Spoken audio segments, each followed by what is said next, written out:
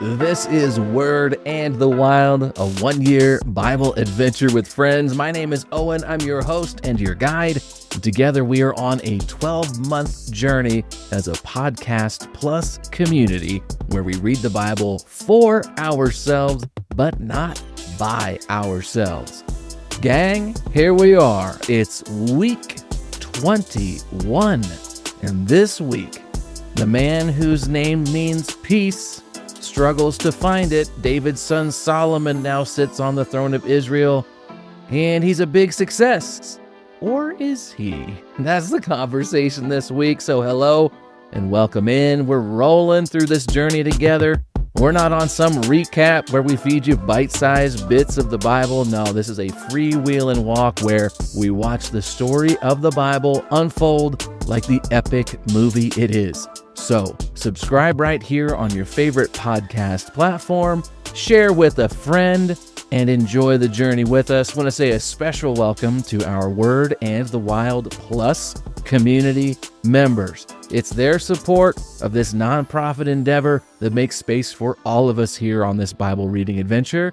As members of that Word and the Wild Plus community, they enjoy access to our private, safe online space where no honest question is a dumb question, along with weekly live stream Q&A, bonus content, and more. If any of that sounds like your jam, then check out the show notes for how to become a member yourself, or you can check out wordandthewild.com and get all the details over there.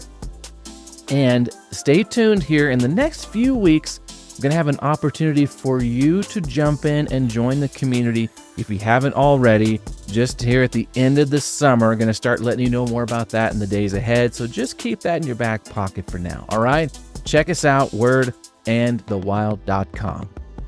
All right. With that, let's get set up for a week with a new key character in this epic movie that is the Bible.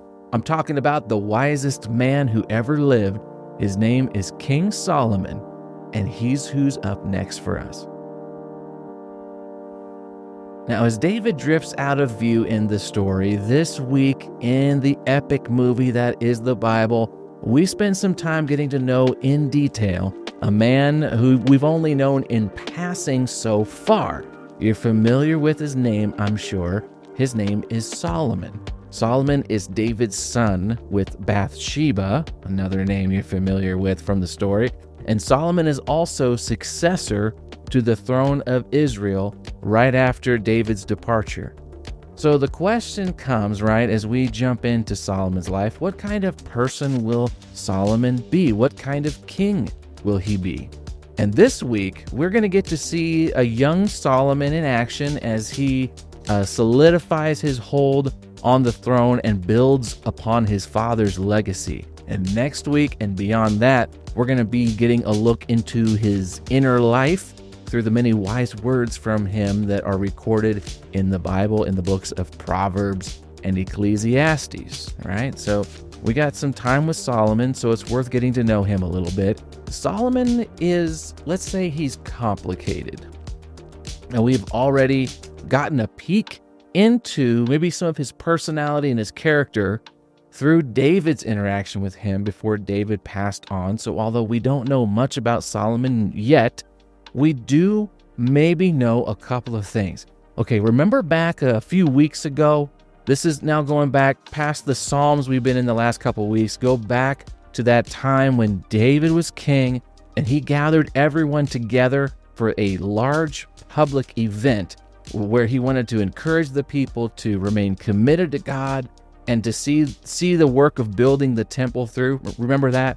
It was this big public speech. And in that speech, David made a brief and really powerful charge directly to Solomon. It's one of those verses I've got underlined in red in my Chrono Bible. It's pretty amazing.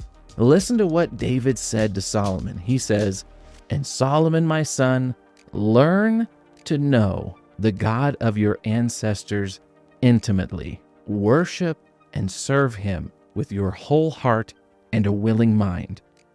For the Lord sees every heart and knows every plan and thought. If you seek him, you will find him. But if you forsake him, he will reject you forever. That comes from 1 Chronicles 28, verse 9. It's on page 520 of your Chrono Bible. And these words are incredible. It's short, sweet, powerful.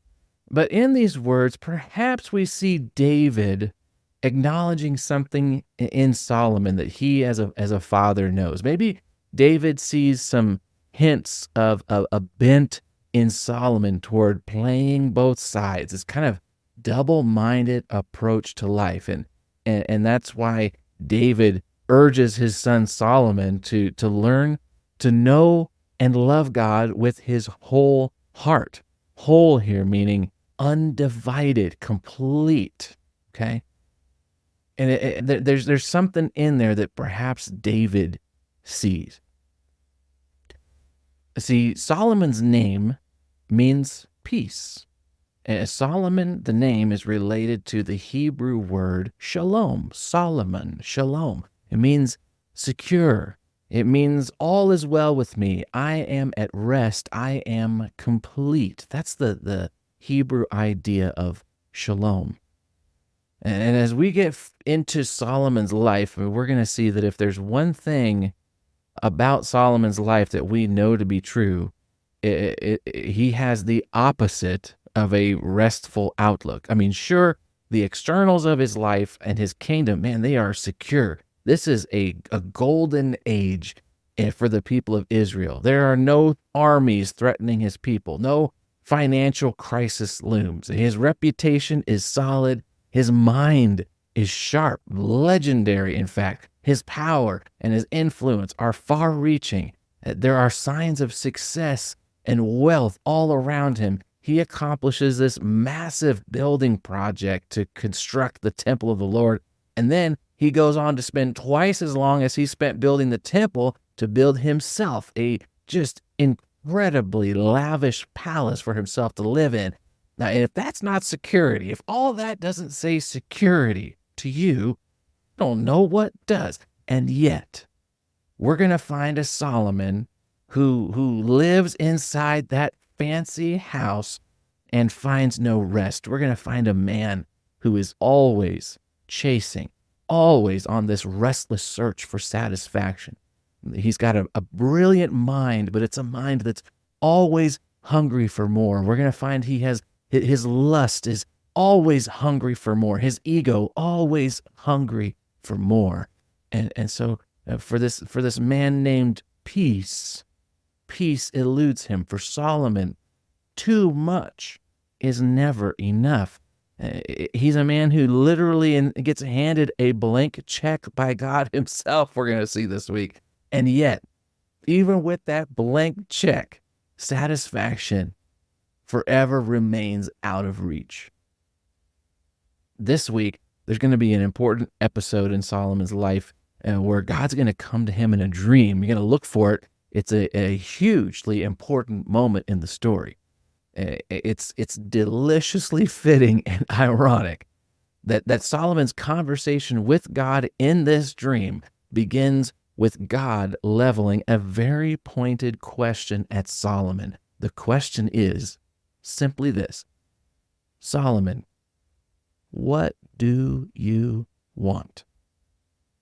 It's a powerful question.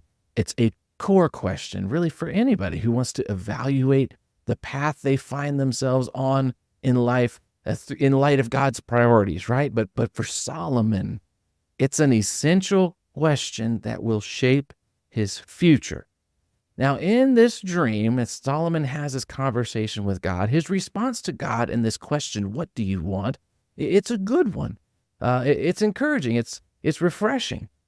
Solomon says this. He says to God, give me an understanding heart so that I can govern your people well and know the difference between right and wrong.